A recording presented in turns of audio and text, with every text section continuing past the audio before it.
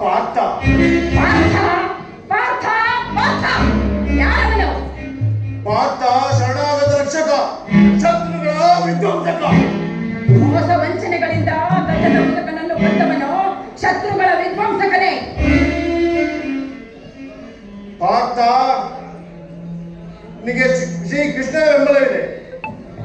ನಮಗೂ ನಮ್ಮ ಅಳಿಯ ಅಗ್ನಿರಾಯನ ಬೆಂಬಲವಿದೆ. ಅವನ ಸಹಾಯದಿಂದ ಪಾಂಡವರ ಸೈನ್ಯವನ್ನೆಲ್ಲ ಸುಟ್ಟು ಬೂದಿ ಮಾಡಿ ಜಯಶಾಲಿಯಾಗಿ ಮೆರೆದಾಡಿ.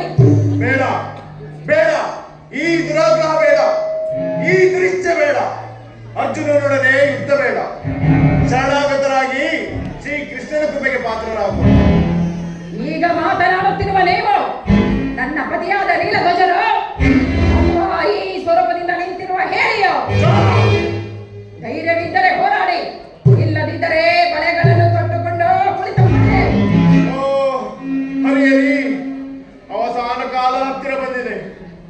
ಅದಕ್ಕೆ ನಿನ್ನ ಕೆಟ್ಟ ನಾಲಿಗೆಯಿಂದ ಮಾನ ಮರ್ಯಾದೆಗಳನ್ನು ಲೆಕ್ಕಿಸಲು ಮಾತನಾಡುತ್ತಿರುವೆ.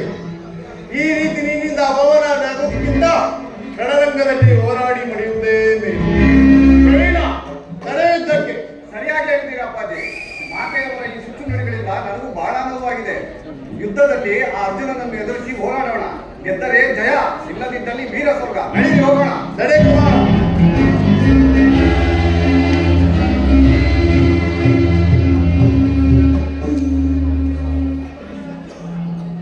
ಜಾಮಾತ ಅವ್ಯವಹನ ಪ್ರತ್ಯಕ್ಷ ನಾವು ಅತ್ತೆ,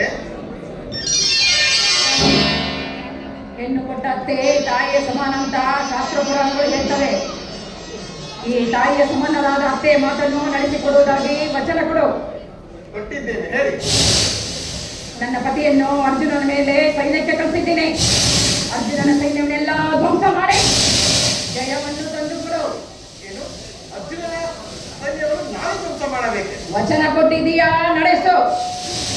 ಸರಿ,